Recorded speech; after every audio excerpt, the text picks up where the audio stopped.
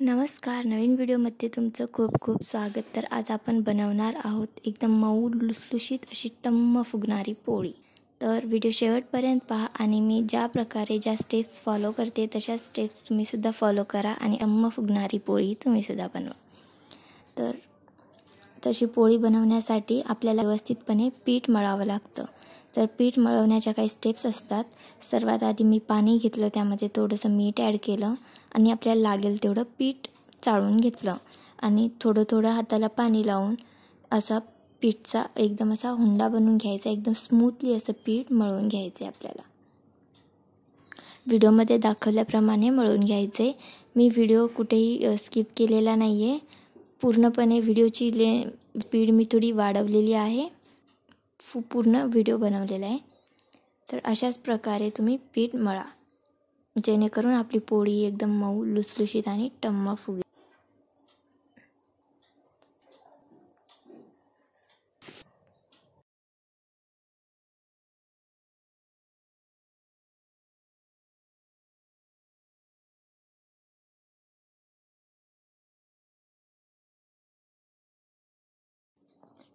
आपल्या यूट्यूब चॅनलवरती मी एक हातावरच्या पोळीचा व्हिडिओ अपलोड केला होता. त्या व्हिडिओला तुम्ही खूप सपोर्ट केलात. आता तो 80Kच्या वर गेलेला आहे. खरंच त्या व्हिडिओला इतकं सपोर्ट केल्याबद्दल मनापासून धन्यवाद. आणि असंच माझ्या सिंपल रेसिपीज मी माझ्या यूट्यूब चॅनलवरती अपलोड करत असते. जर तुम्हाला कोणत्या पण याची सिंपल रेसिपी पाहिजे असेल, कमीत कमी साहित्यामध्ये तयार होणारं, तर माझ्या यूट्यूब चॅनलला तुम्ही व्हिजिट करा आणि त्यामध्ये अपलोड केलेल्या रेसिपीज तुम्ही पहा आणि त्याच रेसिपीज तुम्ही फॉलो करा. आणि एकदम टेस्टी असं जेवण मी बनवत असते आणि खूपच सिंपल रेसिपीज असतात. तर अशा प्रकारे आपलं पीठ मळून झालेलं आहे. थोडंसं कोरडं पीठ घ्यायचं आहे चपातीला लावण्यासाठी आणि तेल घ्यायचं आहे. बस आता आपण छोटासा हुंडा बनवायचा आहे. अशी छोटीशी पोळी लावून त्यावरती तेल लावायचं आहे.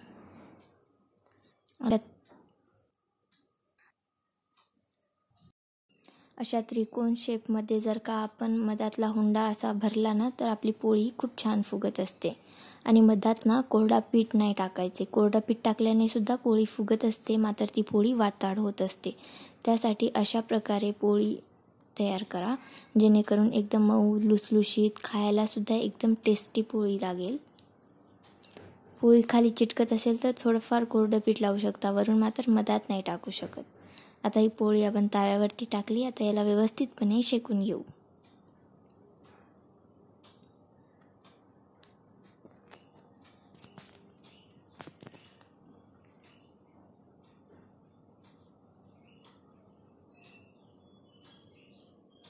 आमच्या घरात जास्तीत जास्त हातावरची पोळीच बनवत असतं, पण एखाद्या वेळेस लाटून बनवत असतं. कारण हातावरची पोळी बनवण्यासाठी एकदम चांगलं पीठ दळून आणायला पाहिजे.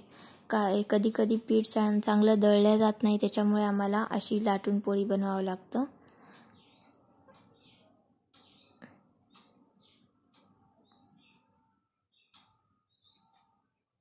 त्या पोळीला आपण दोरडीमध्ये टाकून देऊ.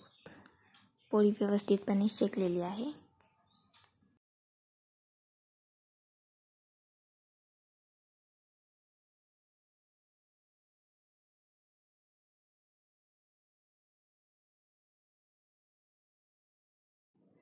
अशाच प्रकारे आता आपण दुसरी पोळी तयार करू.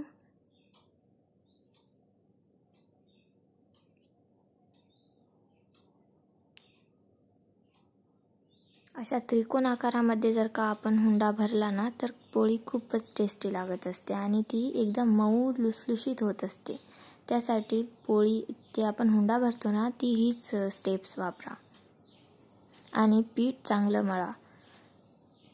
जेवढं चांगलं आपण पीठ मळतो तेवढ्या चांगल्या पोळ्या तयार होत असतात. आता या व्हिडिओमध्ये मी सगळ्या पोळ्या कशा बनवायच्या हे तर नाही दाखवू शकत. फक्त 2-3 पोळ्यांचाच मी व्हिडिओ क्लिप ॲड केलेली आहे. आणि अशाच पद्धतीने सर्व पोळ्या या बनवून घेतात.